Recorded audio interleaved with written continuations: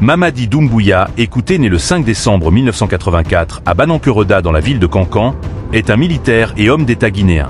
Il est nommé commandant du groupement des forces spéciales de l'armée guinéenne en 2018 et obtient le grade de colonel en 2020. En 2021, il conduit un coup d'État contre le président Alpha Condé et devient président du Comité national du Rassemblement pour le développement CNRD et président de la transition. Mamadi Doumbouya, né le 5 décembre 1984, fils de Karifala Doumbouya et de Hadja Mandula Silla. Il est originaire de la région de Kankan, deuxième plus grande ville de Guinée, dans l'est du pays, où il fait ses études primaires à l'école Dramé Oumar. Stagiaire guinéen de l'école de guerre en France, il est titulaire d'un brevet français d'études supérieures militaires et d'un master de défense de l'université Paris-Panthéon-Assas. Il est titulaire d'un diplôme de Saumur dans le cadre de la coopération entre la France et les États africains partenaires pour la formation de gradés références. Nécessaire. Il suit des formations militaires au Sénégal, au Gabon et en Israël et participe à des missions et opérations à l'école de guerre en France, en Afghanistan, en Côte d'Ivoire, à Djibouti, en République centrafricaine, en Israël, à Chypre et au Royaume-Uni. Carrière militaire. Légionnaire de l'armée française, il termine son contrat en 2009 au grade de caporal. Il revient en 2012 en Guinée pour finalement commander, à partir de 2018, le groupement des forces spéciales GFS ou GPS, une unité d'élite de l'armée guinéenne spécialisée dans l'antiterrorisme. Il défile en tête de cette unité lors de la fête nationale des 60 ans de l'indépendance de Guinée. En février 2019, il est l'un des participants à une formation militaire Flintlock pour l'élite militaire africaine. Comme Assimi Goïta pour le Mali, le lieutenant-colonel Doumbouya représente son pays à Ouagadougou lors d'exercices militaires organisés par l'armée américaine. Il devient lieutenant-colonel en 2019 et colonel en 2014. Au cours de l'année 2021, il tente de rendre le groupement des forces spéciales moins dépendant du ministère de la Défense nationale, ce qui suscite la méfiance du pouvoir guinéen. En mai, des rumeurs font même état de son arrestation. Le 24 janvier 2024, Mamadi Doumbouya est élevé au grade de général de corps d'armée des forces armées de la Guinée et quitte la tête des groupements des forces spéciales après 6 ans de commandement pour être remplacé par le colonel Mouktar Kaba. Coup d'État de 2021. Le 5 septembre 2021, il annonce l'arrestation du président de la République Alpha Condé, la destitution du gouvernement, la suspension de la Constitution, l'instauration d'un couvre-feu ainsi que la fermeture des frontières terrestres et aériennes.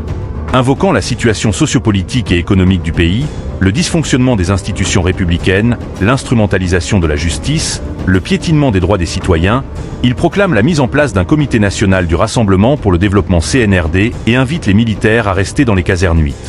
Il déclare alors « Nous n'avons plus besoin de violer la Guinée, on a juste besoin de lui faire l'amour, tout simplement. » Président de la transition. Le 17 septembre 2021, 12 jours après le coup d'État, la junte le désigne président de la République. Première mesure. Le 27 septembre est publiée la charte de la transition qui fait de Doumbouya le président de la transition et prévoit la désignation d'un Conseil national de la transition qui fait office de parlement et devra rédiger la prochaine constitution et d'un premier ministre civil. Par ailleurs, Doumbouya et les autres membres de la junte sont inéligibles pour les prochaines élections, ils prêtent serment le 1er octobre au palais. Mohamed va devant la Cour suprême, qui détient les prérogatives de la Cour constitutionnelle dissoute. Le 6 octobre 2021, il nomme Mohamed Beavogui Premier ministre. Dès le 11 octobre 2021, il reçoit le soutien de Julius Maada Bio, président de la République de Sierra Leone, qui a effectué le déplacement en Guinée, devenant le premier président à rendre visite depuis le coup d'État du 5 septembre qui a permis la réouverture de frontières guinéennes avec les pays limitrophes du pays.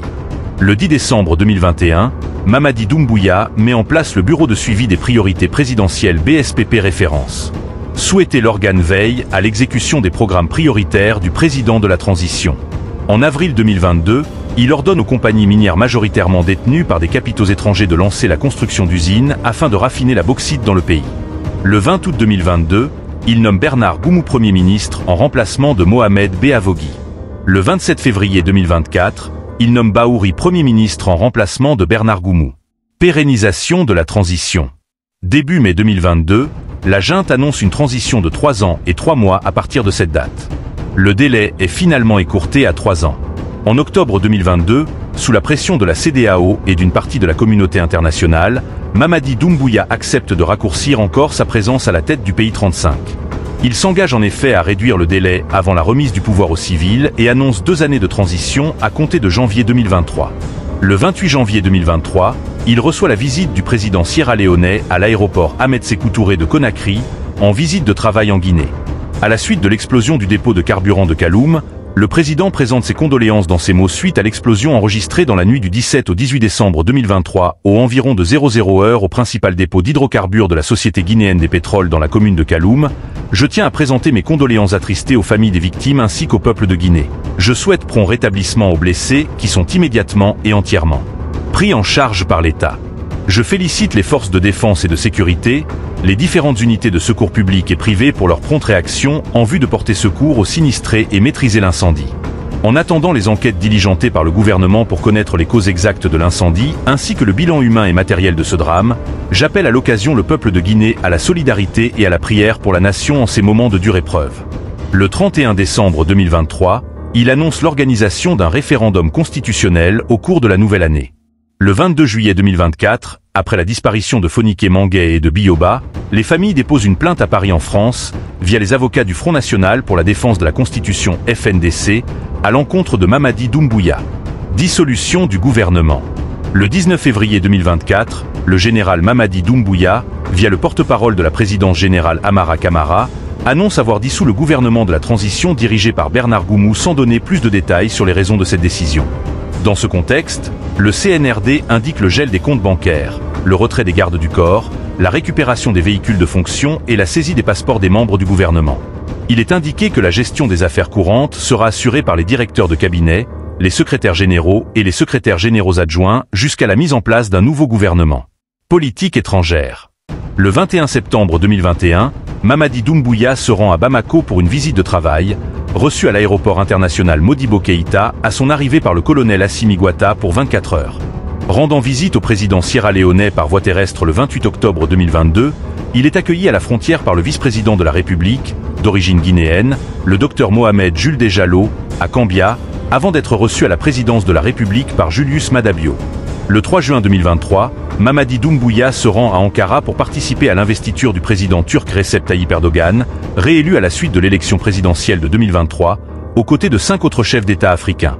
Il participe à la session de l'Assemblée générale des Nations unies à New York en septembre 2023, avec un discours tourné vers l'Afrique en général et la Guinée en particulier. Il participe, le 11 août 2024, à l'investiture du président Paul Kagame pour son 4e mandat avant de retourner en Guinée. Il a été reçu en tête-à-tête par son hôte rwandais au Uruguiro Village pour discuter des relations bilatérales entre les deux pays.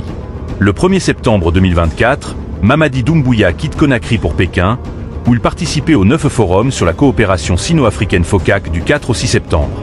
En marge de son séjour, il rencontre le 2 septembre 2024 le président Xi Jinping lors d'une réunion bilatérale au palais de l'Assemblée du peuple entre les délégations guinéennes et chinoises. Au cours de la rencontre, le général Doumbouya présente le programme Simandou 2040 en faveur de l'économie guinéenne. Le 3 septembre 2024, Mamadi Doumbouya visite les installations de l'usine de l'acier China Baowu Steel Group à Shanghai en vue de l'avancement du projet Simandou. Le surlendemain, il limoge 2 de ses conseillers, notamment Bokar Bailali, conseiller personnel chargé du secteur minier, et Sékou Sanfina Diakité, conseiller chargé de l'énergie et de l'hydraulique.